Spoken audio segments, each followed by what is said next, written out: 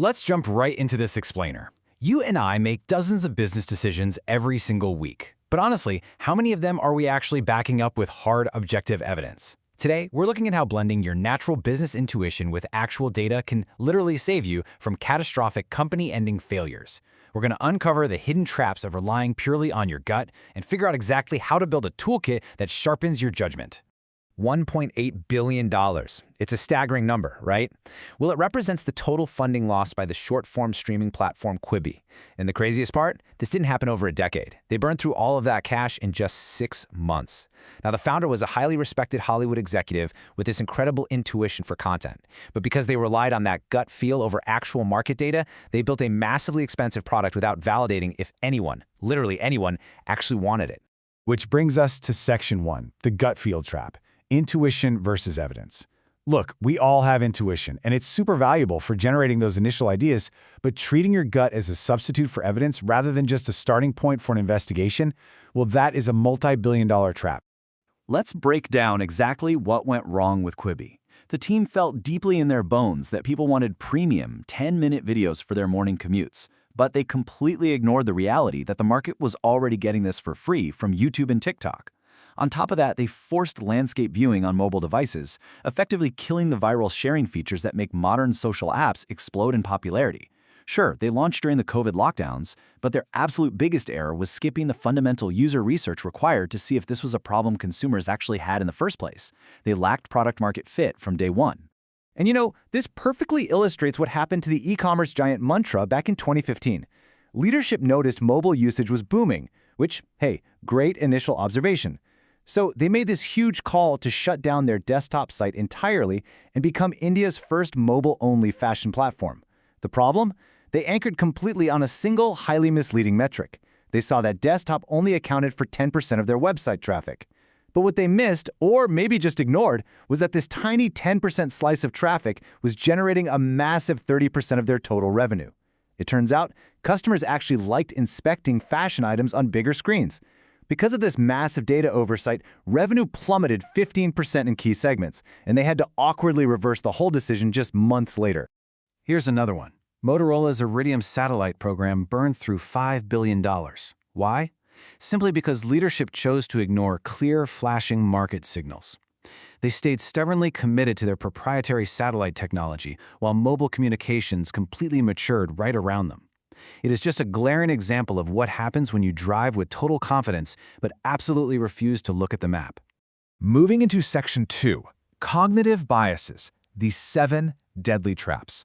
The crucial point we have to understand here is that even when the perfect data is sitting right in front of us, our human brains are wired with sneaky cognitive biases that distort how we interpret it. We basically look at the numbers through a warped lens. Think of this as your rapid-fire cheat sheet for spotting those invisible culprits in the boardroom. Take the hippo effect, for instance. That's when a meeting just defers to the highest-paid person's opinion, regardless of what the data says. The antidote? Leaders have to actively listen and let the data speak. Then there's survivor bias, where we obsessively study unicorns and success stories, but completely ignore the thousands of failures that tried those exact same tactics. Or anchoring bias, which is exactly what tripped up Myntra when they fixated on that 110% traffic number. The big takeaway for us here is that simply recognizing these biases exist is the very first step to neutralizing them. And speaking of biases, listen to this quote from Steve Chen, the co-founder of YouTube, back in 2005. He initially said he didn't think there were that many videos he'd actually want to watch. This is projection bias at its finest. He was projecting his own limited, personal interest onto the entire global market. Think about it. If they had operated solely on his gut feel, they might have just quit. But luckily, they let the data lead. Users absolutely flooded in, and Google acquired YouTube for $1.65 billion just 2 years later. Always remember, you are not your market. All right, Section 3, the data arsenal. Tools for validation. To fight off these biases and truly validate your gut intuition, you need to know what weapons are actually in your data toolkit. Because spoiler alert, not all data does the same job. Let's break it down. Quantitative data, those are your hard numbers. We're talking sales percentages, active users, growth rates. It reveals the what. It's what told us Myntra had 10% desktop traffic. But qualitative data, on the other hand, gives us the behavioral texture. This is your customer reviews, your interview transcripts, the social media comments. Qualitative data explains the why, like the fact that desktop users want to carefully inspect high-ticket fashion items before buying. Now, with generative AI and natural language processing, we can instantly analyze thousands of customer reviews to uncover these wide trends. You absolutely need both sides of the coin. Which leads us to Section 4, decoding analytics and asking the right questions. Getting the data is great, but once you have it, you have to choose the right analytical lens to process it. Just staring at a massive spreadsheet isn't going to cut it.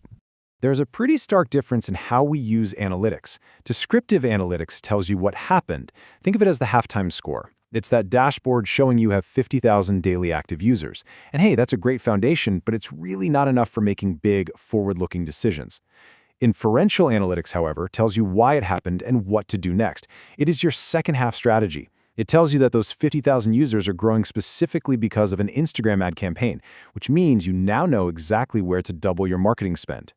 Two major techniques you'll want in your inferential toolkit are regression analysis and A/B testing. Regression analysis helps you find these powerful correlations, like say discovering if higher app ratings directly drive more daily active users. A/B testing is a bit different. It lets you compare two versions of a feature simultaneously in the real world. So instead of having a loud, drawn-out argument in a meeting room about which button color is better, you just run an A/B test and let the actual user behavior prove what works. It's brilliant. Finally, Section 5, data to decision, a 5-step process.